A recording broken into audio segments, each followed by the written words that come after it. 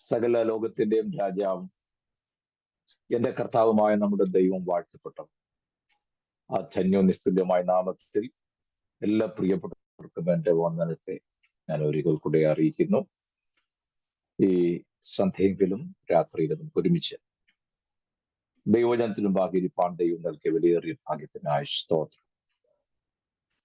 ഞാൻ അല്പം ബന്ധപ്പാടിലായതുകൊണ്ട് ഞാൻ കൊട്ടാരക്കരയിൽ നിന്ന് യാത്ര തിരിച്ച് വന്ന് കയറി ഇരുന്നതേ ഉള്ളൂ. 8:58 വീട്ടിൽ വന്ന് കയറിയത്. 3:30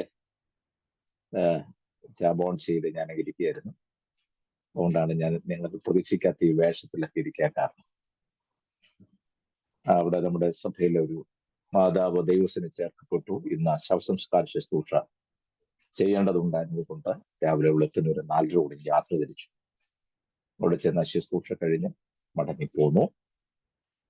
തക്ക സമയത്ത് വന്നു ചേരുവാൻ ദൈവം കൃപ തന്ന ദൈവത്തിന്റെ മഹത്വത്തിലേറ്റു. കർത്താവ് നമ്മെ അനുഗ്രഹിക്കട്ടെ. നമ്മുടെ വിഷയമല്ലോ നമ്മൾ ചിന്തിച്ച് പഠിച്ച വന്ന വിഷയത്തിലേക്ക് നമ്മുടെ ശ്രദ്ധ കൊണ്ടുവരാം. കഴിഞ്ഞ ക്ലാസ്സിൽ ഞാൻ പറഞ്ഞ് അവസാനിപ്പിച്ചപ്പോൾ നമ്മൾ അറിഞ്ഞ് ഗ്രഹിച്ച് ഒന്നുകൂടെ പറഞ്ഞ് തിരിച്ചറിഞ്ഞ് ഞാൻ അവസാനിപ്പിച്ചു.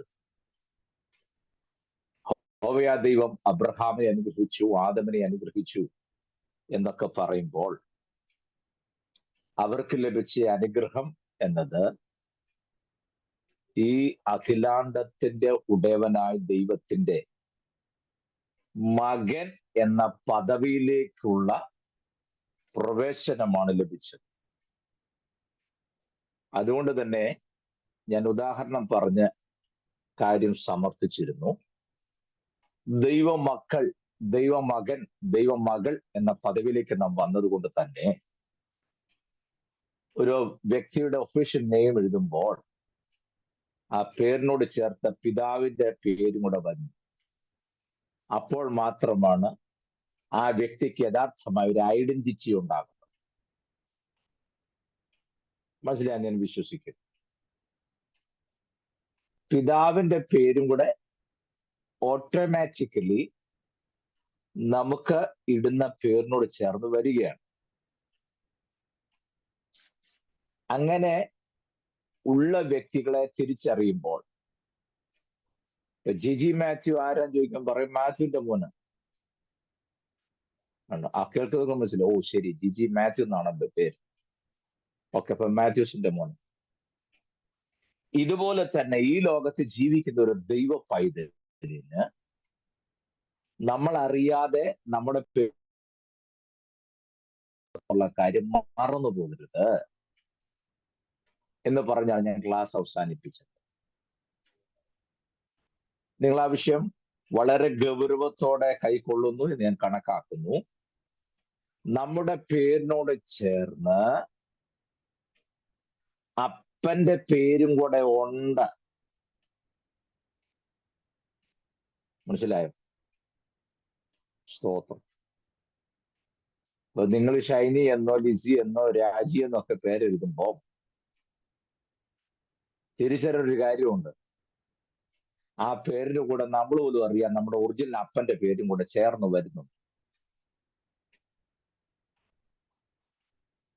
ജിജിപാസ് എന്തെങ്കിലും ഞാൻ നിങ്ങൾക്ക് പെട്ടെന്ന് മനസ്സിലാക്കാൻ ആ പേര് അങ്ങനെ തന്നെ കിടക്കുന്നത് പെട്ടെന്ന് ക്ലിയർ ആകാൻ വേണ്ടിയിട്ടാണ്. തന്റെ ജീവിതത്തിന്റെ അപാകത അല്ലെങ്കിൽ ചെയ്യാൻ പാടില്ലാത്ത കാര്യം ചെയ്യുമ്പോൾ പറയും വെറുതെ അപ്പന്റെ പേരിലൂടെ കളയാനുള്ള പണിയാണ് മകൻ ഉണ്ടാക്കി വെച്ചെന്ന് പറയും. ഒരു നാടൻ ഭാഷയാണ്, ശരിയല്ലേ? അപ്പൊ എന്റെ പേര് എഴുതുമ്പോ KB എന്ന് എഴുതാറുണ്ട്. ബി എന്നത് എന്റെ പപ്പായുടെ പേരാണ്. ബെഞ്ചമിൻ എന്നാണ് എന്റെ പിതാവിന്റെ പേര്. അപ്പൊ ഞാൻ എന്തെങ്കിലും ഒരു തെറ്റ് ചെയ്യുമ്പോൾ, ഒരു അപാകത ജീവിതത്തിൽ സംഭവിക്കുമ്പോൾ, ചെയ്യാൻ പാടില്ലാത്തൊരു കാര്യം ചെയ്യുമ്പോൾ, പ്രവർത്തിക്കാൻ പാടില്ലാത്ത ഏതെങ്കിലും പ്രവർത്തന മേഖലയിൽ ഞാൻ ഏർപ്പെട്ട് അത് വഷളാകുമ്പോൾ ഒക്കെ ആളുകൾ പറഞ്ഞെന്നറിയാമോ, വെറുതെ ആ അപ്പന്റെ പേരും കൂടെ കളയാൻ ഈ മകനായിട്ട് തുനിഞ്ഞിറങ്ങിയേക്കെന്ന് പറഞ്ഞു. നിങ്ങൾ എൻ്റെ കൂടെ ഉണ്ടോ? സ്തോത്രം. ഉമ്മാ കർത്താവെ അനുഗ്രഹിക്കണേ, വിടുവിക്കണേ, ഇപ്പോൾ തന്നെ വെളിപ്പെട്ടു പറ്റെന്ന് പറഞ്ഞത് കാര്യം നടക്കുകയല്ലേ. പിതാവിന്റെ ഇഷ്ടം ചെയ്യുന്നവനാ വല്ലതൊക്കെ പ്രാപിക്കും. അപ്പൊ ഞാൻ ചോദിച്ചത് മനസ്സിലായോ? നമ്മുടെ എല്ലാം പേരിനോട് കൂടെ നമ്മുടെ അപ്പന്റെ പേരും കിടപ്പുണ്ടായിരുന്നു. അതുകൊണ്ട് തന്നെ ആ അപ്പന്റെ പേരിന് അപകടമുണ്ടാക്കുന്നതൊന്നും അപ്പന്റെ പേരിനെ എന്താ പറയാ, അതിന്റെ വില കുറച്ച് കാണിക്കുന്ന യാതൊരു പ്രവൃത്തിയും മക്കളുടെ ഭാഗത്തു നിന്നുണ്ടാകാൻ പാടില്ല. ഇത്രയും നിങ്ങൾ കേട്ടിട്ട് ഞാൻ ഈ പറഞ്ഞ അത്രയും ഭാഗം നിങ്ങളുടെ മുൻപിൽ എടുത്തു വെച്ചിട്ട് നിങ്ങൾ നിങ്ങളോട് തന്നെ ചോദിക്കണം, അപ്പന്റെ പേരിന് കളങ്കം വരുത്തുന്ന എന്തെങ്കിലും ഞാൻ എൻ്റെ ജീവിതം കൊണ്ടോ പ്രവൃത്തി കൊണ്ടോ ചെയ്തിട്ടുണ്ടോ? മനസ്സിലാവുന്നുണ്ടോ? ഇപ്പം എൻ്റെ അപ്പൻ എന്നോട് പറയാ, മോനെ ചെന്നിട്ട് തൊട്ട് താഴെയുള്ള രാജ്യങ്ങളോട് ചെന്ന് പറ 1000 രൂപ വേണം, പപ്പാ പറഞ്ഞെന്ന് പറഞ്ഞാൽ മതി എന്ന് പറയും. ഞാൻ ചെന്ന് രാജ്യങ്ങളിൽ പറയാ, ഞാൻ എൻ്റെ വീട് തൊട്ടടുത്തുള്ള ആളുടെ പേരാ പറഞ്ഞു രാജ്യങ്ങളിൽ പറഞ്ഞു, പപ്പാ പറഞ്ഞു 1000 രൂപ തരാൻ. ആര് പറഞ്ഞു? പപ്പാ പറഞ്ഞു 1000 രൂപ തരാൻ. രാജ്യങ്ങളിൽ പിന്നെ ഒന്നും നോക്കുകയല്ല, അപ്പം പറഞ്ഞിട്ട് എൻ്റെ പപ്പാ പറഞ്ഞിട്ടാണല്ലോ ഉടനെ പൈസ എടുത്തു വരുന്നു, ഞാൻ കൊണ്ട് കൊടുക്കുന്നു. കുറെ ദിവസം വീണ്ടും ഇതുപോലെ തന്നെ അപ്പം പറഞ്ഞു, ഇന്നാൾ വാങ്ങിച്ച പൈസ കൊടുത്താൽ ഇപ്പൊ അത്യാവശ്യം വന്നത് പോയി ചെന്ന് 2000 രൂപ ചോദിക്കുക. പപ്പാ പറഞ്ഞാൽ അത് തരും. ഒരു മാസം കഴിഞ്ഞപ്പോ വീണ്ടും ഒരു ആവശ്യം വന്നപ്പോൾ പപ്പാ പറഞ്ഞത് കേട്ട് ഞാൻ വീണ്ടും പോയി എന്ന് പറയാ, പപ്പാ പറഞ്ഞു 2000 രൂപ വേണം. അതിനെന്താ ഷാജിയെ തരാമല്ലോ, ആ 2000 രൂപ മേടിച്ചോണ്ട് പോകും. കുറച്ച് കഴിഞ്ഞപ്പോ എനിക്ക് മനസ്സിലായി, അപ്പം പറഞ്ഞെന്ന് പറഞ്ഞാൽ ആരും എന്തും തരും. നിങ്ങളുടെ മുഖം ഒന്ന് കാണാൻ നിർത്തിയ വിഷയം കിട്ടാഞ്ഞിട്ടല്ല, വീഡിയോ ഓൺ ചെയ്തിരിക്കുന്ന എല്ലാവരുടെ മുഖം എനിക്കൊന്ന് കാണാൻ വേണ്ടി ഞാൻ നിർത്തിയത്. പിന്നെ എനിക്ക് പിടി കിട്ടി, അപ്പം പറഞ്ഞില്ലേലും ഞാൻ ചെന്ന് പറഞ്ഞാൽ കാര്യം. ഞാൻ കൃപയാൽ ഇന്ന് വരെ അങ്ങനത്തെ പണി ചെയ്തിട്ടില്ല. അപ്പം പറഞ്ഞെന്ന് പറഞ്ഞാൽ ആരോടും 5 നയ പൈസ വാങ്ങിച്ചിട്ടില്ല. എൻ്റെ അപ്പൻ മരിക്കുന്നവരെ ഞാൻ അങ്ങനെ ചെയ്തിട്ടില്ല. ഞാൻ ഉദാഹരണമായിട്ട് പറയും, ഞാൻ അങ്ങനെ ചെന്ന് വാങ്ങിച്ചെന്നിരിക്കട്ടെ. ഒരാഴ്ച കഴിഞ്ഞപ്പോൾ ഞാൻ രാജുവെങ്കിലും എൻ്റെ പപ്പായി നമ്മെ വഴിവെച്ച് കാണുമ്പോൾ കഴിഞ്ഞ ദിവസം രാജു വന്ന് അത്യാവശ്യത്തിന് പറഞ്ഞുകൊണ്ട് ഞാൻ 5000 രൂപ എടുത്ത് തന്നാ കേട്ടോ. എന്താ അല്ല, കഴിഞ്ഞ ദിവസം 5000 രൂപ എന്ന് പറഞ്ഞ് ഷാജിയെ പറഞ്ഞു വിട്ടില്ലേ? എന്തായാലും എൻ്റെ കയ്യിൽ ഉണ്ടാകുന്നത് ഞാൻ പെട്ടെന്ന് എടുത്ത് തന്നതാ, ഞാൻ ചോദിച്ചൊന്നുമില്ലെന്നേ ഉള്ളൂ, പിന്നെ തന്നാ മതി കേട്ടോ. Okay okay okay okay. അപ്പോൾ എന്നുള്ള സ്നേഹം കൊണ്ട് പറയും, വീട്ടിൽ വന്നിട്ടേ ചോദിക്കുള്ളൂ, നീ ഞാൻ പറഞ്ഞു പോയി പൈസ വാങ്ങിച്ചായിരുന്നു? വാങ്ങിച്ചായിരുന്നു. എന്നിട്ട് ആ പൈസ എന്തിയെ? അത് തീർന്നു.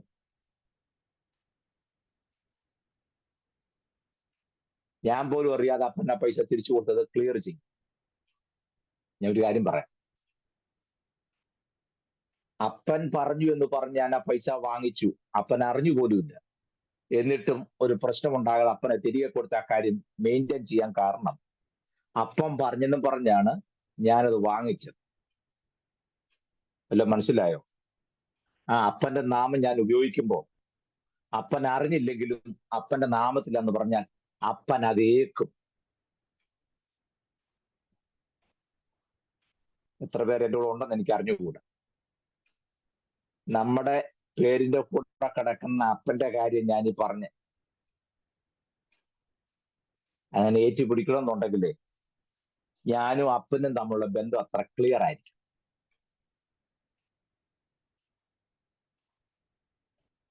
ഞാൻ ഇന്ന് വരെ അങ്ങനത്തെ ഒരു ചതി ചെയ്തിട്ടില്ലാത്തത് കൊണ്ട് ഇനി അപ്പം പറഞ്ഞില്ലെങ്കിലും ഞാൻ പോയി അപ്പം പറഞ്ഞെന്ന് പറഞ്ഞ് പപ്പാ പറഞ്ഞെന്ന് പറഞ്ഞ് ഞാൻ പോയി വാങ്ങിച്ചു, കാര്യം സാധിച്ചാലോ. അപ്പം പറയും, യെസ് ഞാൻ പറഞ്ഞിട്ടാ, അവിടെ നാളെ നിങ്ങൾ അങ്ങനെ ചെയ്യണമെന്നല്ലേ, നമ്മൾ തെറ്റിദ്ധരിക്കും ചെയ്യരുത്. അപ്പൻ ഏക്കണമെന്നുണ്ടെങ്കിൽ അപ്പനും മകനും തമ്മിലുള്ള ബന്ധം പ്രോപ്പർ ആയിരിക്കണമെന്ന് ഞാൻ ഈ പറഞ്ഞു വന്നു. അങ്ങനെയാണെന്നുണ്ടെങ്കിൽ അപ്പൻ പറഞ്ഞില്ലെങ്കിലും മകൻ പറയുന്ന കാര്യം അപ്പൻ ഏറ്റുപിടിക്കും. എല്ലാം മനസ്സിലാകുന്നുണ്ടോ? നിങ്ങളുടെ വിഷയത്തിൽ അപ്പൻ ഏറ്റുപിടിക്കാറുണ്ടോ എന്ന് എന്റെ ചോദ്യം. അതോ നാളുകളായി അനുഭവിക്കുന്ന വിഷയത്തിൽ തമ്പുരാൻ മൈൻഡ് ചെയ്ത് മാറി നിൽക്കുകയാണെങ്കിൽ something wrong with you in somewhere else. എവിടെയോ എന്തൊക്കെയോ അപാകതകൾ ഉണ്ടെന്നാണ് അർത്ഥം. മനസ്സിലായോ? ഞാൻ ഒന്നുകൂടെ എടുത്തു ചോദിക്കുന്ന സമയം പോയെങ്കിലും വേണ്ടില്ല. നിങ്ങളുടെ പേരിനോട് കൂടെ നിങ്ങളെ വീണ്ടെടുത്ത് നിങ്ങളുടെ അപ്പന്റെ പേര് ഉണ്ടെന്നുള്ള കാര്യം നിങ്ങൾ തിരിച്ചറിയുന്നുണ്ടോ എന്ന് എന്റെ ചോദ്യം.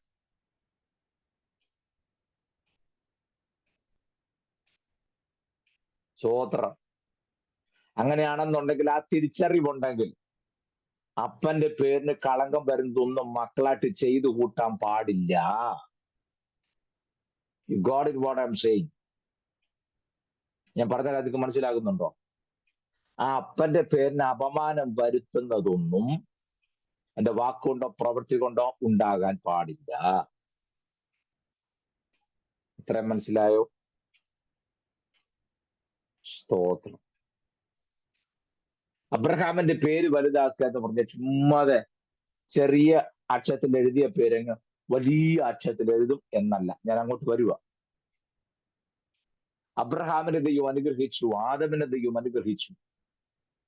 എന്നിട്ട് അബ്രഹാമിനോട് പറയാ, നിന്നിൽ ഭൂമിയിലെ സകല വംശങ്ങളും അനുഗ്രഹിക്കപ്പെടും. അനുഗ്രഹമൊക്കെ ഉണ്ട്, ഇനി അത് ഡിവൈഡ് ചെയ്ത് പോകുന്ന നിന്നിലൂടെയാണ്. ആ ഇത്ര ശ്രേഷ്ഠമായ പദവി. നിന്റെ കുടുംബത്തിന്റെ അനുഗ്രഹം നിന്നിലൂടെയാ ദൈവം ചെയ്യുന്നത്. അല്ല കുമളിലെ തങ്കച്ചമ്പാശ വന്ന് പ്രാർത്ഥിച്ചല്ലെന്ന്. ഓ ആരോട് പറയാൻ? നമ്മൾ ഇപ്പോഴും പറയുന്ന ആ ദേവദാസൻ വന്ന് പ്രാർത്ഥിച്ചെങ്കിൽ ഒരു വ്യത്യാസം വന്നേ. ഒരു ഗുഡ് ദേവദാസിനെ വിളിക്കണം, പ്രാർത്ഥിക്കണം. അദ്ദേഹം വന്ന് പ്രാർത്ഥിച്ച് തിരിച്ചു പോകുമ്പോൾ മാന്യമായി യാത്രയ്ക്കും ചെയ്യണം. വേണ്ടാന്നൊന്നും ഞാൻ പറഞ്ഞില്ല. പക്ഷെ അതിനു മുമ്പ് വേദവശം പറയുന്നു, നിന്നാൽ ഭൂമിയിലെ സകല ജാതികളും അനുഗ്രഹിക്കപ്പെടും, നിന്റെ ചുറ്റുപാടുള്ള അനുഗ്രഹിക്കപ്പെടും. അത് നീയാണ് അതിന്റെ ഒരു ചാനൽ. മനസ്സിലാകുന്നു? ദൈവാനുഗ്രഹത്തിന്റെ ഒരു ചാനലായി നിൽക്കുന്ന നീയാണ് എന്ന് അബ്രഹാമിനോട് ദൈവം പറഞ്ഞു. നിങ്ങൾക്ക് ഇന്ന് വരെ തോന്നിയിട്ടുണ്ടോ നിങ്ങളുടെ കുടുംബത്തിൽ, നിന്റെ ചുറ്റുപാടിൽ ദൈവാനുഗ്രഹത്തിന്റെ ചാനലാക്കി ദൈവം നിന്നെ നിർത്തിയിരിക്കുകയാണെന്ന് എപ്പോഴെങ്കിലും തോന്നിയിട്ടുണ്ടെന്നാണ് ഞാൻ ചോദിച്ചത്. അല്ല, നമ്മൾ ആദ്യം അനുഗ്രഹം പ്രാപിച്ചിട്ട് വേണ്ട അയൽവക്കക്കാർക്ക് കൊടുക്കാനല്ലേ. നമ്മളെന്താ അയൽവക്കക്കാർക്ക് ഒരു അനുഗ്രഹത്തിന്റെ ചാലകമായി മാറാത്തത്? അവനോട് മിണ്ടിയിട്ട് നാളെത്രയായി? നമ്മൾ ഉണ്ടാക്കിയിരിക്കുന്ന മതില് കണ്ടിട്ടുണ്ടോ? ഇവിടെ എന്തോ തലകുത്തി പറഞ്ഞാലും അയൽവക്കക്കാരൻ അറിയാം. അതുപോലത്തെ മതിലാ പണിത് വെച്ചേക്കുന്നത്. സ്തോത്രം. പിന്നെ എങ്ങനെയാ അയൽവക്കക്കാരനൂടെ ബോധ്യമാകത്തക്ക നിലയിൽ നിന്നിൽ ഭൂമിയിലെ സകല വംശങ്ങളും അനുഗ്രഹിക്കപ്പെടുമെന്ന് പറയുമ്പോൾ മറ്റുള്ളവരിലേക്ക് ഈ അനുഗ്രഹം ഒഴുകത്തക്ക നിലയിലുള്ള അതിർവരമ്പുകൾ പൊളിച്ചെടുക്കുന്ന ഒരനുഭവം നമുക്കുണ്ടോ എന്ന് എന്റെ ചോദ്യം. നാം ആയിരിക്കുന്ന ഇടത്തെ ചുറ്റുപാടിൽ ദൈവാനുഗ്രഹത്തിന്റെ ഒരു ചാലകമാക്കി, മീഡിയമാക്കി നമ്മെ മാറ്റാൻ ദൈവം ആഗ്രഹിക്കുന്നു. ആ ദൈവ പദ്ധതിക്ക് വേണ്ടി നിലകൊള്ളാൻ നമ്മൾ മനസ്സുണ്ടോ എന്നാണ് ചോദ്യം.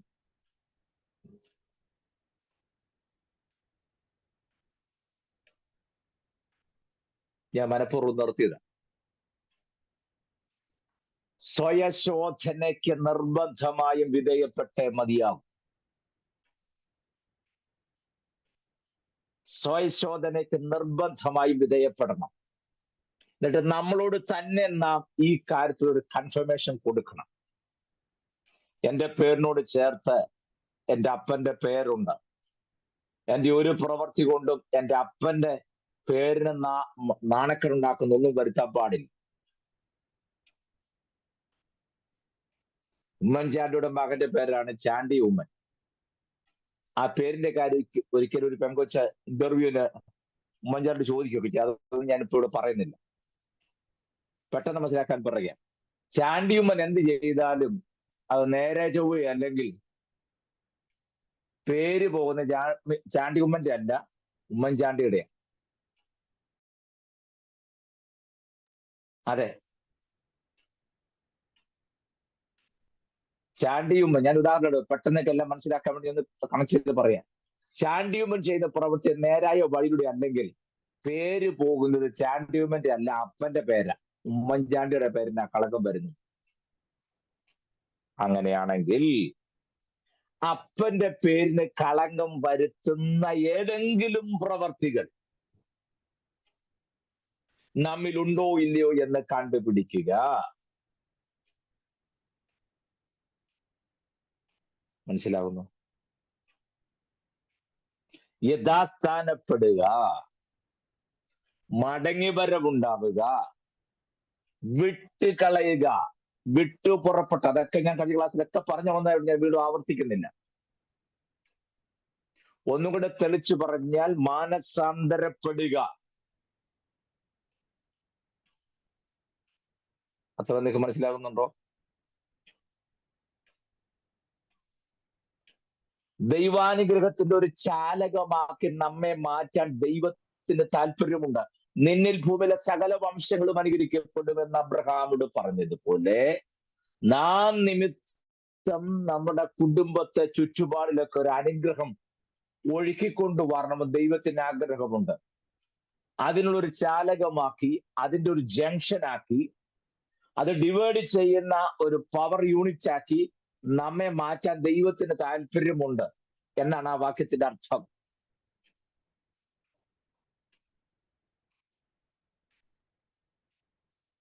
ഞാൻ ചോദിക്കട്ടെ പ്രിയരെ, നമ്മുടെ ചുറ്റുപാടുള്ളവർ നമ്മെക്കുറിച്ച് ഒരു സാക്ഷ്യം പറയാൻ തീരുമാനിച്ചാൽ,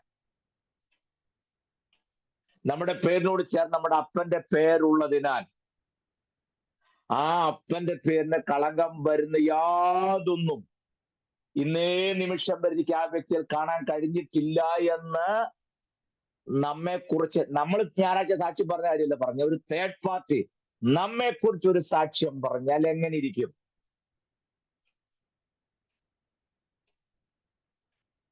സ്തോത്രം. നിങ്ങൾ ഉൽപ്പത്തി പുസ്തകം 12-ാമത്തെ 1-2 വാക്യം ഒന്ന് വായിച്ചേ. നമുക്കറിയാവുന്ന വാക്യമാണ്. 12:1-2 നിങ്ങളെ ആ വാക്യത്തിലേക്ക് ഒന്ന് കൊണ്ടുവരാൻ വേണ്ടിയിട്ട് വേഗം വായിച്ചു.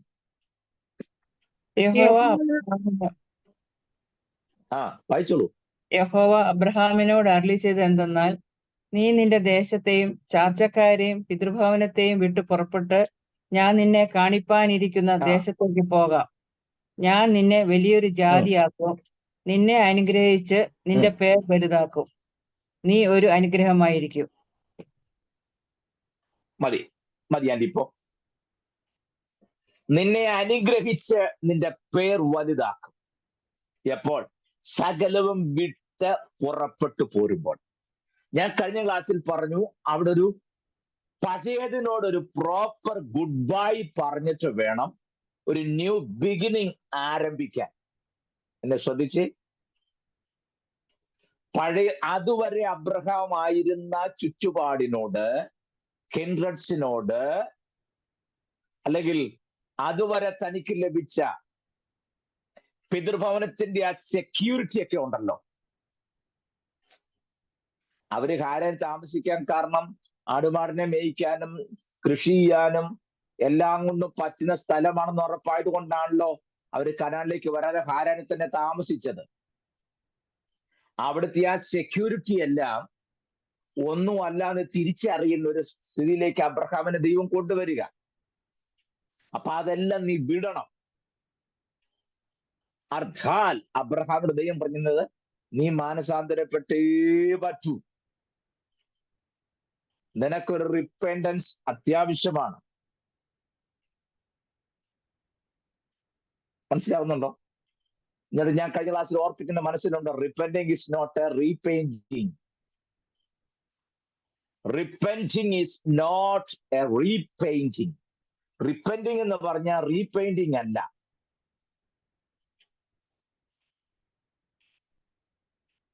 സ്തോത്രം. അപ്പൊ പിന്നെ റിപ്പന്റിങ് എന്താണ്? റിപ്പന്റിങ് ഒരു വിഷയത്തെ കുറിച്ച് അനുതാപമുണ്ടാവുക, കൺഫെഷൻ ഉണ്ടാകുക, ഏറ്റുപറച്ചിലുണ്ടാകുക, തിരുത്തലുണ്ടാകുക. ഇതൊക്കെയാണ് നല്ല ക്വാളിറ്റി.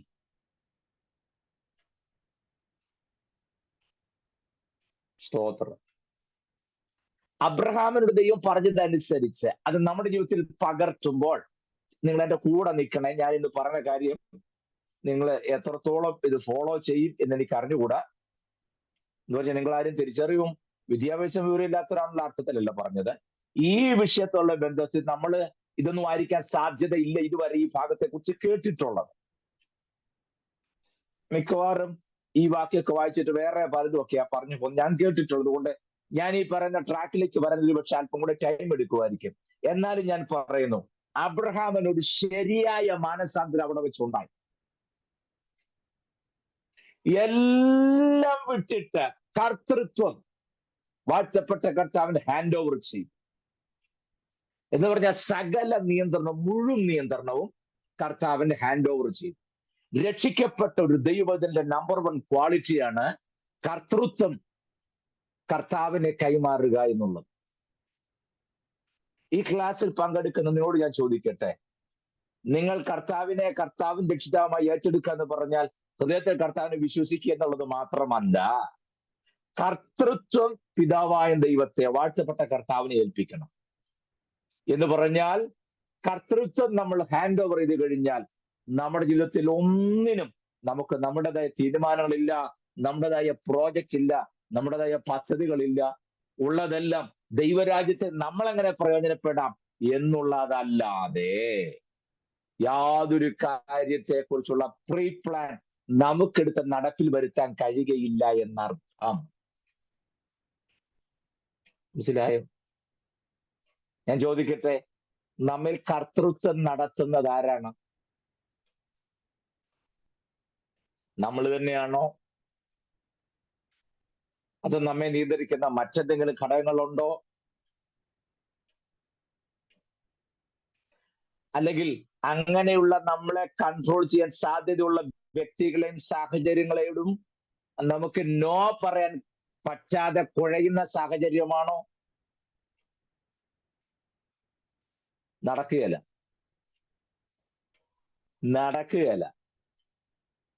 കർത്തൃത്വം കൈമാറ്റം ചെയ്ത് കഴിഞ്ഞാൽ പിന്നെ അബ്രഹാമിനോട് പറയാണ്, നീ വിശ്വാസത്തോടെ പോക്കൂ, സ്ഥലമൊക്കെ ഞാൻ കാണിക്കാം എന്ന് പറഞ്ഞാൽ എങ്ങോട്ടാ പോകേണ്ടതെന്ന് പോലും അറിയത്തില്ല. അതും തമ്പുരാൻ തീരുമാനിക്കണം. എവിടാ താമസിക്കേണ്ടെന്നും അറിയത്തില്ല. അതും തമ്പുരാൻ തീരുമാനിക്കണം. എന്താ കഴിക്കാൻ കിട്ടുക, കുടിക്കാൻ കിട്ടുക, അതും ദൈവത്തിന് അറിയാം. നിങ്ങൾക്ക് വല്ലതും മനസ്സിലായോ? ലോർഡ്ഷിപ്പ്, കർത്തൃത്വം കൈമാറ്റം ചെയ്ത് കഴിഞ്ഞാൽ പിന്നെ നമുക്ക് നമ്മുടേതായ യാതൊരു പദ്ധതിയുമില്ലെന്നാണ് ഞാൻ പറഞ്ഞത്.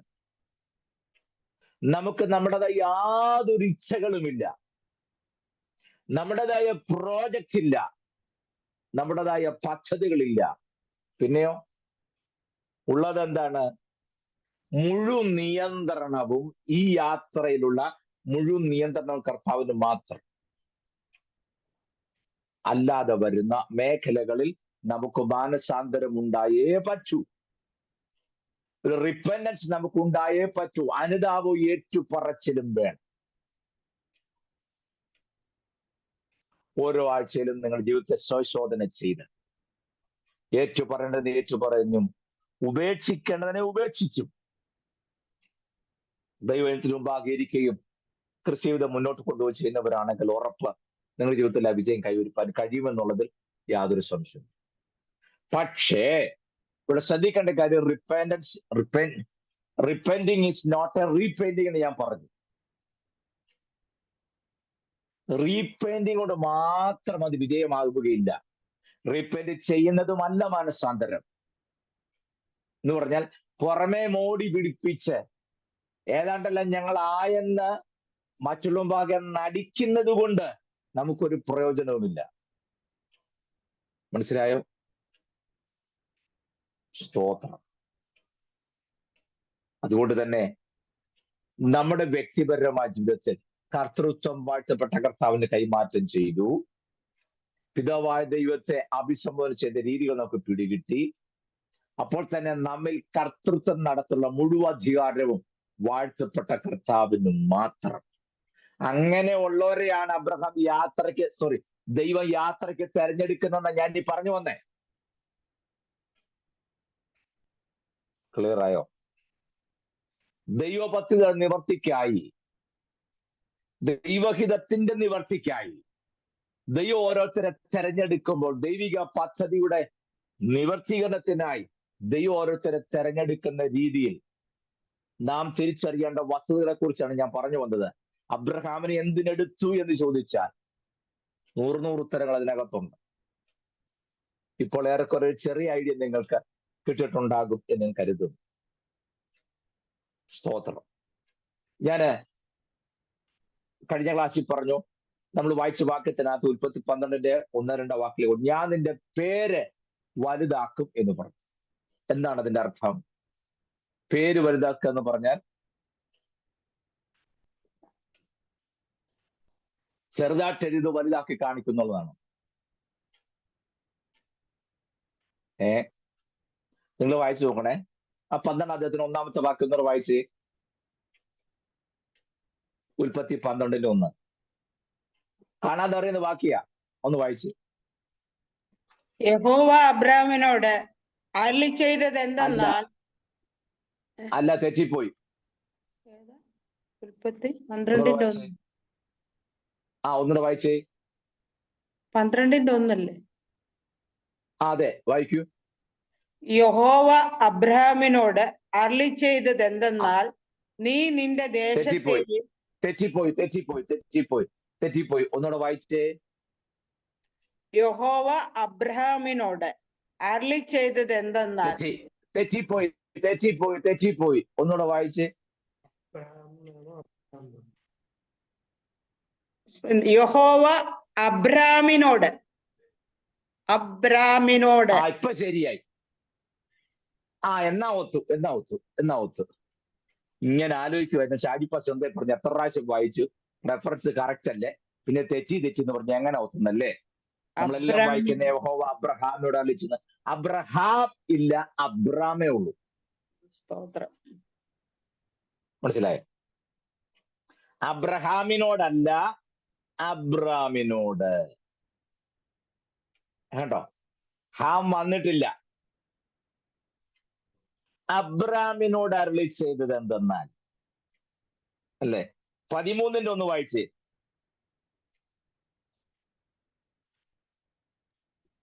ഇങ്ങനെ അബ്രാമും ഭാര്യയും അവനുള്ളതൊക്കെയും അവനോടുകൂടെ ലോത്തും മിസ്രൈമിൽ നിന്ന് പുറപ്പെട്ട്. മതി. 15:1 വായിച്ചേ. അതിനുശേഷം അബ്രാമിന് ദർശനത്തിൽ യഹോവയുടെ അരുളപ്പാട് ഉണ്ടായത്. മതി. 16:1 വായിച്ചേ.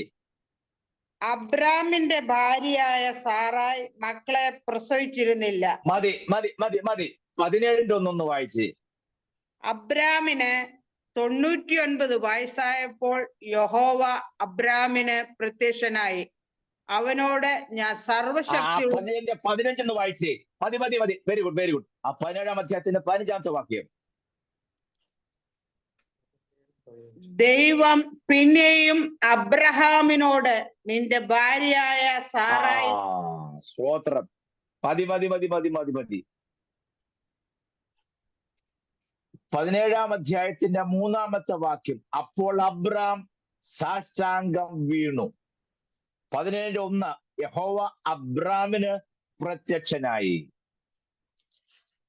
15-ാം വാക്യം വന്നപ്പോൾ ദൈവം പിന്നെയും അബ്രഹാമിനോട്. പേര് വലുതാക്കുന്ന കാര്യം പറയാൻ പോകും, ശ്രദ്ധിക്കണേ. എന്താണ് അബ്രഹാമിന്റെ പേര് വലുതാക്കും എന്ന് പറഞ്ഞതുകൊണ്ട് ദൈവം അർത്ഥമാക്കുന്നത്? ഇവിടുത്തെ വ്യാഖ്യാതാക്കളുടെ കാര്യം ഒന്നുമല്ല ഞാൻ പറഞ്ഞു.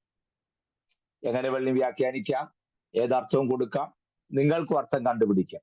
ഞാൻ ഇതൊന്നുമല്ല പറയുന്നത്. നമ്മുടെ ക്ലാസ്സിന് തുടക്കത്തിൽ പറയാറുള്ളത് പോലെ ഞാൻ ഈ വചനത്തിന്റെ പൊരുൾ തിരിക്കാൻ വേണ്ടി മാത്രമാണ്, ബാക്കിയൊന്നും എനിക്ക് അറിഞ്ഞുകൂടാ, ഞാൻ അതിന്റെ പുറകെ പോകുന്ന ആളുമല്ല. നമ്മൾ ഈ വാക്യങ്ങളുടെ ഉടനീളം കണ്ടു അബ്രാം അബ്രാം അബ്രാം. 17:15 വന്നപ്പോൾ അബ്രഹാം എന്നായി. നിങ്ങൾ ശ്രദ്ധിക്കണേ, അബ്രഹാം മക്കളില്ലാത്തവനായി, തലമുറകളില്ലാത്തവനായി, വളരെ നിരാശയും വേദനയും ഒക്കെ അനുഭവിച്ച് കഴിയുന്ന ഒരു കാലം. ഒരു വിധത്തിലും ഭാവിയെ നോക്കിയൊരു ആശ്വാസം പ്രാപിക്കത്തക്ക നിലയിൽ ഒന്നുമില്ലാതെ, ഒരു വഴിയുമില്ലാതിരിക്കുന്ന അബ്രഹാമിന്റെ കുടുംബം, ഒരു തലമുറ ഇല്ലാതിരിക്കെ ദൈവശബ്ദമുണ്ടായി, ദൈവത്തിന്റെ വാഗ്ദത്തമുണ്ടായി, നിന്റെ ഉദരത്തിൽ നിന്ന് പുറപ്പെടുന്ന സന്തതി തന്നെയായിരിക്കും നിന്റെ അവകാശി, അവൻ ഭൂമിയിൽ വർദ്ധിക്കും, സകൽ വടക്കി വാഴും എന്നൊക്കെ പറയുമ്പോഴും സാധ്യമാകുന്ന യാതൊരു സാഹചര്യവും അവിടെ ഒന്നും കാണുന്നില്ല. പക്ഷേ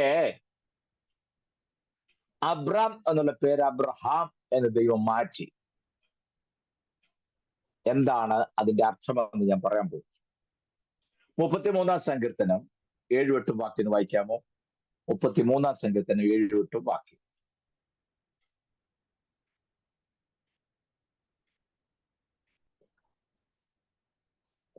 അവൻ സമുദ്രത്തിലെ വെള്ളത്തെ കൂമ്പാരമായി കൂട്ടുന്നു, അവൻ ആഴികളെ ഭണ്ഡാര ഗൃഹങ്ങളിൽ സംഗ്രഹിക്കുന്നു. സകല ഭൂവാസികളും യഹോവയെ ഭയപ്പെടട്ടെ, ഭൂതലത്തിൽ പാർക്കുന്നവരൊക്കെയും അവനെ ശങ്കിക്കട്ടെ. അതിന്റെ 33-ാമത്തെ വാക്യം. യഹോവയുടെ വചനത്താൽ 6-ാമത്തെ വാക്യം. ആകാശവും അവന്റെ വായിലെ ശ്വാസത്താൽ അതിലെ സകല സൈന്യവും ഉളവായി. അവൻ മതി. യഹോവയുടെ വചനത്താൽ ആകാശവും അവന്റെ വായിലെ ശ്വാസത്താൽ അതിലെ സകല സൈന്യവും ഉളവായി. നിങ്ങൾ എന്നെ വളരെ ശ്രദ്ധിക്കണേ. പരമാവധി വീഡിയോ ഓൺ ചെയ്തിരുന്നാൽ എനിക്ക് സന്തോഷം. ഒന്നുകൂടെ പറയാം. 6-ാം വാക്യം. യഹോവയുടെ വചനത്താൽ ആകാശവും അവന്റെ വായിലെ ശ്വാസത്താൽ അതിലെ സകല സൈന്യവും ഉളവായി എന്ന് പറഞ്ഞാൽ ഈ പ്രപഞ്ചത്തിൽ കാണുന്ന സകലതും ഉളവാക്കിയത് അവന്റെ വായിലെ ശ്വാസത്താലാണ്. ദൈവം തമ്പുരാൻ തന്റെ വായിലെ ശ്വാസം കൊണ്ടാണ് ഈ പ്രപഞ്ചത്തിൽ കാണുന്ന സകലത്തെയും സൃഷ്ടിച്ചെടുത്തത്. അത്ര നിങ്ങൾക്ക് മനസ്സിലെന്ന് വിശ്വസിക്കുന്നു. എന്റെ ചോദ്യം, നിങ്ങളെല്ലാവരും ചുമ്മാതെ ഇരിക്കുന്ന ടെസ്റ്റ് ചെയ്ത് നോക്കണം. ഈ 2 കൊണ്ട് മൂക്കൊന്ന് അടച്ചു പിടിക്കണം.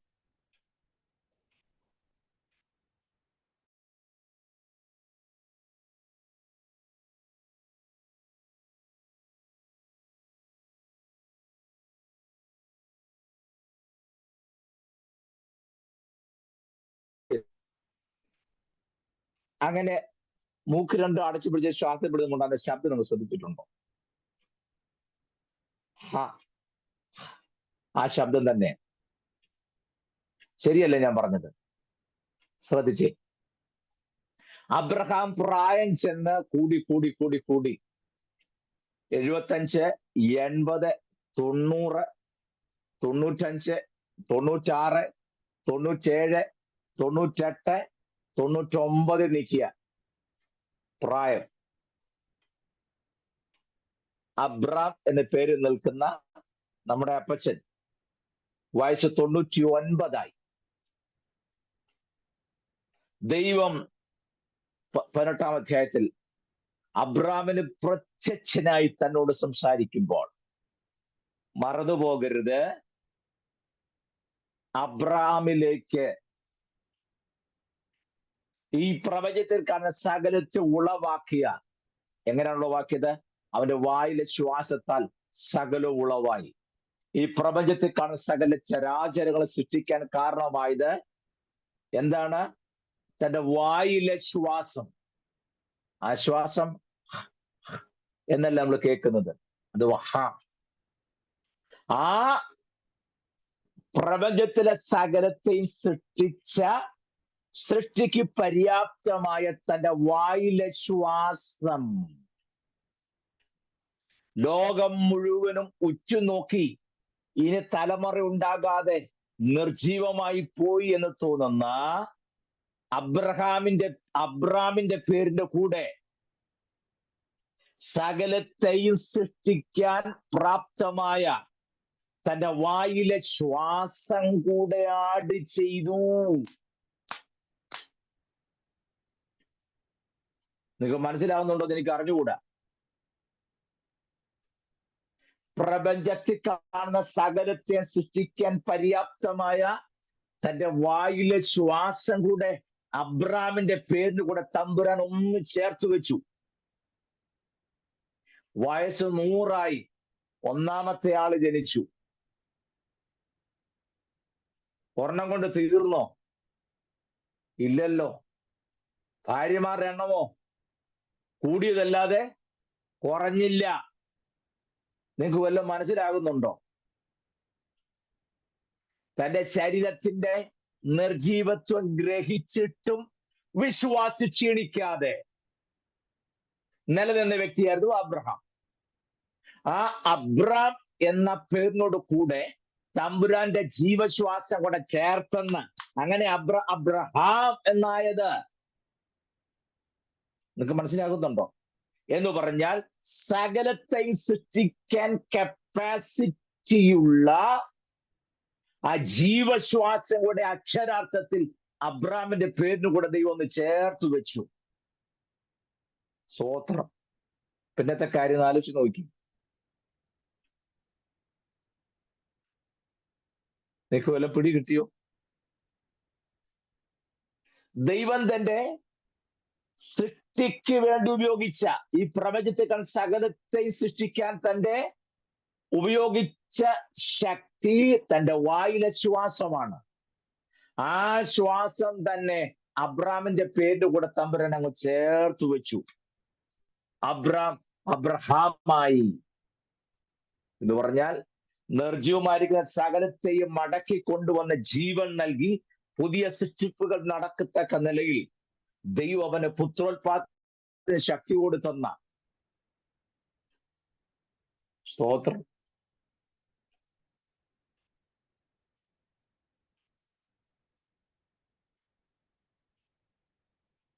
എല്ലാവരും ഇട്ടേച്ച് പോയോ?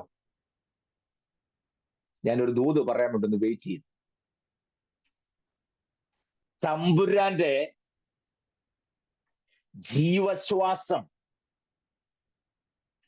തന്റെ വായിലെ ശ്വാസത്താൽ സകലത്തെ ഉളവാക്കിയ ആ ജീവശ്വാസം ഇന്ന് നിന്റെ പേരിന്റെ കൂടെ തമ്പുരാൻ ഒന്ന് ചേർത്ത് വെച്ചാൽ മനസ്സിലാകുന്നുണ്ടോ? ഇന്നു വരെ നടക്കാത്തതും ഇന്നു വരെ സംഭവിക്കാത്തതും ഇനി ഒരിക്കലും നടക്കില്ല എന്ന് ലോകം വിധിയെഴുതിയതും, അത് നിന്റെ ഭാവിയുള്ള ബന്ധത്തിലായിരുന്നാലും തലമുറയുള്ള ബന്ധത്തിലായിരുന്നാലും ജോലിയുള്ള ബന്ധത്തിലായിരുന്നാലും മുന്നോട്ടുള്ള ജീവിതയാത്ര നോക്കിയാൽ ഒരു വഴിയും കാണാതെ എല്ലാം അടഞ്ഞിരിക്കും തോന്നുന്ന ഇടത്ത്, അഥവാ സകലവും ഡെഡായി നിർജീവമായി പോയി എന്ന് നാം സ്വയം ചിന്തിച്ച് വിധിയെഴുതാൻ തയ്യാറായി നിൽക്കുമ്പോൾ തമ്പുരാൻ പറയുക, ഇല്ലില്ല, നിന്റെ പേരിന്റെ കൂടെ ഞാൻ എൻ്റെ ജീവശ്വാസം കൂടെ ആഡ് ചെയ്യാൻ പോവുക. മനസ്സിലാകുന്നോ ഞാൻ പറഞ്ഞത്? സ്തോത്രം. പേരിനോടൊപ്പം തമ്പുരാന്റെ ജീവശ്വാസം കൂടെ ചേർത്തപ്പോൾ അബ്രഹാം എന്നായി മാറി. അതാണ് അബ്രഹാമിന്റെ ദൈവം പറയുന്നത്, ഞാൻ നിന്റെ പേര് വലുതാക്കും എന്ന് പറഞ്ഞാൽ നിന്റെ പേരിനോടൊപ്പം ഞാൻ എൻ്റെ ജീവശ്വാസം കൊണ്ടൊന്ന് ചേർക്കാൻ പോവുക. കണ്ടോ? നിനക്കിത് ഇമാജിൻ ചെയ്യാൻ പറ്റുന്നുണ്ടോ? അത് വെറുതെ ഞാൻ ഈ വിഷയം മാറ്റിയിട്ട് വേറെ വലിയ ഏരിയ തീയിറക്കിയ കാര്യം വല്ലതും പറയണോ?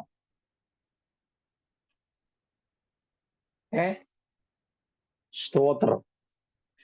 നിന്റെ പേരിന്റെ കൂടെ തമ്പുരാന്റെ ജീവശ്വാസം കൂടെ ആഡ് ചെയ്യാൻ പോവുകയാണെന്ന് ദൈവം തമ്പുരാൻ. അതെന്തിനാ? നിന്റെ വീട്ടിനകത്ത് ചില ദൈവപ്രവൃത്തി നടക്കണം. ഇതുവരെ നടക്കില്ല എന്ന് ലോകം പറഞ്ഞ കാര്യം നടത്തുമെന്ന് ദൈവം തമ്പുരാൻ തെളിയിക്കാൻ തമ്പുരാൻ തന്റെ ജീവശ്വാസം കൂടെ ആഡ് ചെയ്യാൻ തീരുമാനിച്ചു. മനസ്സിലാവുന്നോ ഞാൻ പറഞ്ഞത്? സ്തോത്രം. അങ്ങനെ ഒരു ദൈവപ്രവർത്തിയിലേക്കാണ് അബ്രഹാമിനെ ദൈവം കൊണ്ടുവന്നത്. അപ്പോൾ പേര് വലുതാക്കുക എന്ന് പറഞ്ഞാൽ അക്ഷരികമായി എഴുതുമ്പോൾ വലുതാക്കുന്നെന്നോ വല്ല ഫ്ലക്സിനകത്ത് ഇത് കൊടുക്കുന്ന കാര്യമൊന്നും അല്ല ദൈവം തമ്പുരാൻ പറഞ്ഞത്. തമ്പുരാന്റെ ജീവശ്വാസം കൂടെ പേരിനോടൊപ്പം ആഡ് ചെയ്യാൻ പോകുന്നു. ആ പദവിയിലേക്ക് വരാൻ, അത് ഏറ്റെടുക്കാൻ നിങ്ങൾ എത്ര പേർ തയ്യാറുണ്ടെന്ന എന്റെ ചോദ്യം.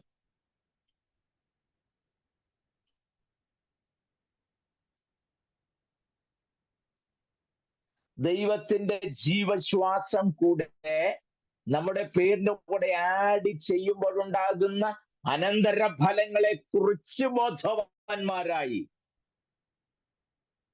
ഞാൻ ഇനി ഇത് എങ്ങനെയൊക്കെയാ പറയേണ്ടത് എനിക്ക് അറിഞ്ഞുകൂടാ. എനിക്ക് ക്ലാസ് കഴിഞ്ഞ് ഞാൻ ഇന്ന് പറഞ്ഞ കാര്യങ്ങൾ മനസ്സിലായില്ല എന്നുണ്ടെങ്കിൽ ദയവായി എന്നോട് പറയണേ. അബ്രഹാമിന്റെ പേര് വലുതാക്കുമെന്ന് ദൈവം പറഞ്ഞതിന്റെ അർത്ഥം കേവലം അക്ഷരങ്ങൾ വലുതാക്കുക എന്നുള്ള അർത്ഥത്തിലല്ല, മറിച്ച് ദൈവം തന്റെ സൃഷ്ടിപ്പ് നടത്തിയപ്പോൾ ആകാശത്തിലെ സകല ചരാചരങ്ങളെ സൃഷ്ടിക്കാൻ തമ്പുരാൻ തന്റെ ജീവശ്വാസം ഉപയോഗിച്ചു. അതേ ജീവശ്വാസം നമ്മുടെ മേലിൽ വ്യാപരിപ്പിക്കുവാൻ, അല്ലെങ്കിൽ നമ്മുടെ പേരിനോട് ചേർത്ത് വെച്ച് ഇതുവരെ നടക്കില്ല എന്ന് ലോകം പറഞ്ഞ കാര്യങ്ങൾ നടത്തി തരാൻ തമ്പുരാന്റെ ജീവശ്വാസം കൂടെ നമ്മുടെ പേരിനോട് ചേർക്കാൻ ദൈവത്തിന് താല്പര്യമുണ്ടെന്നാണ് ഞാൻ ഈ പറഞ്ഞേ. അതിന് ഉദാഹരണമായിട്ട് ഞാൻ പറഞ്ഞ അബ്രഹാം ജീവിതത്തിൽ തലമുറയില്ലാതിരിക്കെ 100-ാമത്തെ വയസ്സിൽ. അതിന്റെ അർത്ഥം തമ്പുരാൻ തന്റെ ജീവശ്വാസം നമ്മുടെ പേരിനോട് ഒപ്പം ചേർക്കുമ്പോൾ നമ്മുടെ പ്രായം ദൈവത്തിന് വിഷയമല്ല, നമ്മുടെ സാമ്പത്തിക ശേഷി ദൈവത്തിന് വിഷയമല്ല, നമ്മുടെ ചുറ്റുപാടുകൾ ദൈവത്തിന്റെ വിഷയമല്ല. ആത്മാർത്ഥമായുള്ള ഹൃദയത്തോടെ കൂടെ അബ്ബാ പിതാവിനെ വിളിക്കുന്ന ഏതൊരു വ്യക്തിയുടെ ജീവിതത്തിലും ഈ പ്രവൃത്തി ചെയ്തെടുക്കാൻ മനസ്സുള്ള ഒരു നല്ല കർത്താവിനെയാണ് ഞാൻ നിങ്ങളും സേവിക്കുന്നത്. Praise the Lord. പേര് വലുതാക്കാതെ നമുക്ക് പിടികിട്ടിയപ്പം, എന്നിട്ട് പേര് വലുതാക്കുന്നത് മാത്രമല്ല, ഞാൻ നിന്നെ വലിയൊരു ജാതിയാക്കും, നിന്നിൽ ഭൂമിയിലെ സകല വംശങ്ങളും അനുഗ്രഹിക്കപ്പെടും, നീ തന്നെ ഒരു അനുഗ്രഹമായിരിക്കും എന്ന് പറഞ്ഞാൽ നിന്നോടൊപ്പം, നിന്റെ പേരിനോടൊപ്പം ഞാൻ എന്റെ ജീവശ്വാസം കൊണ്ട് ചേർന്നിരിക്കുക. നീ എവിടെ കയറി ചെന്നാലും ഇതൊരു അനുഗ്രഹമായി തീരും. സ്തോത്രം. നിങ്ങൾക്ക് ഉറപ്പുണ്ടോ? നിങ്ങൾ ചെന്ന് പ്രാർത്ഥിച്ചാൽ, ഒരാളുടെ മേൽ കൈവച്ചാൽ നടക്കേലാത്ത കാര്യം നടക്കുമെന്നും, അപ്പോൾ ഉടനെ നിങ്ങൾ വാക്യം പറയും ആരുടെ മേൽ വേഗത്തിൽ കൈവെക്കരുതെന്നാണല്ലോ. അതൊരു രോഗിക്ക് വേണ്ടി പ്രാർത്ഥിക്കുന്നതോ സഹായം ചെയ്യുന്നപ്പോ തടസ്സപ്പെടുന്ന അർത്ഥത്തിലല്ല. അത് കോണ്ടക്സ്റ്റ് വേറെയാണ്, അത് ഞാൻ പിന്നെ പറയാം. പക്ഷെ ഒരു കാര്യം നിങ്ങൾക്ക് ചെയ്യാൻ പറ്റും. നിങ്ങളുടെ പേരിനോടൊപ്പം തമ്പുരാന്റെ ജീവശ്വാസം കൂടെ ചേർത്ത് കഴിയുമ്പോൾ നിങ്ങൾ എത്തിപ്പെടുന്ന സമസ്ത മേഖലയിലും ഇതുവരെ നടക്കാതിരുന്ന പലരും നടക്കത്തക്ക നിലയിൽ ദൈവപ്രവൃത്തി വെളിപ്പെടുന്ന നാളുകളാണെന്നുള്ള കാര്യം മറക്കരുത്. ക്ലാസ് ആണെങ്കിലും ഒരു ദൂത് പോലെ ഞാൻ പറഞ്ഞു വിടുക. മനസ്സിലായോ? അപ്പൊ പേര് വലുതാക്കുക എന്ന് പറഞ്ഞാൽ എങ്ങനെയെങ്കിലും പേര് വലുതാക്കുക എന്നല്ല, അബ്രാം എന്ന പേരിന്റെ കൂടെ തമ്പുരാന്റെ ജീവശ്വാസം കൂടെ ദൈവം ചേർത്തു. അങ്ങനെ അബ്രാമിന്റെ പേര് വലുതായി. അബ്രഹാമിനെ ദൈവം അനുഗ്രഹിക്കുമ്പോൾ പറയുകയാണ്, നീ ആരെ അനുഗ്രഹിക്കുന്നു, നീയാണ് ഇനി മുതൽ അനുഗ്രഹത്തിന്റെ ഒരു ചാനലായി മാറാൻ തുടങ്ങുന്നത്, നിന്നിൽ ഭൂമിയിലെ സകല വംശങ്ങളും അനുഗ്രഹിക്കപ്പെടും. അതിനർത്ഥം ഇതാണ്, തമ്പുരാന്റെ ജീവശ്വാസം ഏറ്റെടുത്ത് വിശുദ്ധിയോടെ വേർപാട് നിൽക്കുന്ന ഒരു ദൈവ പൈതലിന്റെ ജീവിതം മറ്റുള്ളവരുടെ അനുഗ്രഹത്തിന് കാരണമാകത്തക്ക നിലയിൽ സാക്ഷ്യമുള്ളതായിരിക്കണം എന്നാണ് ഈ പറഞ്ഞതിന്റെ അർത്ഥം. എന്റെ ചോദ്യം, നമ്മുടെ ജീവിതം കൊണ്ട് മറ്റുള്ളവർക്ക് അനുഗ്രഹം വരത്തക്ക നിലയിൽ നമ്മുടെ ആത്മീയതം വളർന്നിട്ടുണ്ടോ? മറ്റുള്ളവർക്കൂടെ പ്രയോജനമാകത്തക്ക നിലയിൽ, ദൈവാനുഗ്രഹം എനിക്ക് മാത്രമല്ല മറ്റുള്ളവരിലൂടെ പകരത്തക്ക നിലയിൽ ദൈവപ്രവൃത്തി നടക്കട്ടെ എന്നുള്ള ചിന്തയിൽ ദൈവത്തിന് വേണ്ടി അനുഗ്രഹത്തിന്റെ ഒരു ചാനലായി മാറാൻ നമ്മൾ ആര് തയ്യാറാണെന്നാണ് ഞാൻ ചോദിച്ചത്. സ്തോത്രം. 15:1-2 ഒന്നുകൂടെ വായിച്ചു. ഉൽപ്പത്തി 15:1-2. 12:1-2 വായിച്ചില്ല. 15:1-2.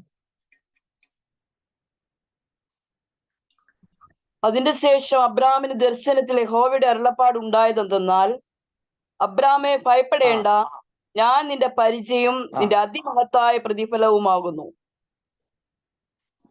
മതി. വിശ്വാസത്തിന്റെ യാത്രയ്ക്ക് വേണ്ടി ഇറങ്ങുന്ന ഒരു ദൈവവചനം, ദൈവം കൊടുക്കുന്ന പ്രൊട്ടക്ഷന്റെ മറ്റൊരു രംഗം കൂടെ പറഞ്ഞ് എന്റെ ക്ലാസ് അവസാനിപ്പിക്കാം.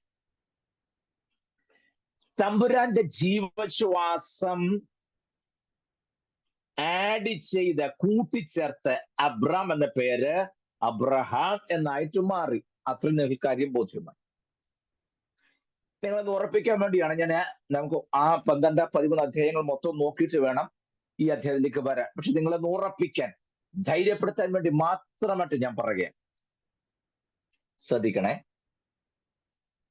അബ്രഹാമെ ഭയപ്പെടേണ്ട, ഞാൻ നിന്റെ അതിമഹത്തായ പ്രതിഫലവും നിന്റെ പരിചയമാകുന്നു. എന്താ അതിനർത്ഥം? അബ്രഹാമിനോട് ദൈവം എന്തിനാ ഭയപ്പെടേണ്ട എന്ന് പറഞ്ഞത്? വേദശാസ്ത്ര പണ്ഡിതന്മാർ പറയുന്ന വേദപുസ്തകത്തിൽ ഭയപ്പെടേണ്ട 365 തവണ ഉപയോഗിച്ചിരിക്കുന്നു. അതിനർത്ഥം ഓരോ ദിവസം ദൈവം നമ്മോട് പറയുന്നത് നീ ഭയപ്പെടേണ്ട. ഓക്കെ, അതൊരു നല്ല കാര്യം, എന്ന് ഞാൻ എതിര് പറയുന്നില്ല. പക്ഷെ ഇവിടെ അബ്രഹാമിനോട് ഭയപ്പെടേണ്ട എന്ന് പറയാൻ കാരണവും എന്താ? അബ്രഹാമിനോട് ഭയപ്പെടെന്ന് പറയാൻ കാര്യം, അബ്രഹാം ശരിക്കും ഭയപ്പെട്ട് നിൽക്കുക, അത് തന്നെ കാര്യം. അബ്രഹാം ശരിക്കും ഭയപ്പെട്ട് നിൽക്കുകയാണ് ഈ 14-ാം അധ്യായത്തിൽ. 15:1 ദൈവം പറയുമെന്ന് പറഞ്ഞു, ഭയപ്പെടേണ്ട, ഞാൻ നിന്റെ അതിമഹത്തായ പ്രതിഫലവും നിന്റെ പരിചയമാകും.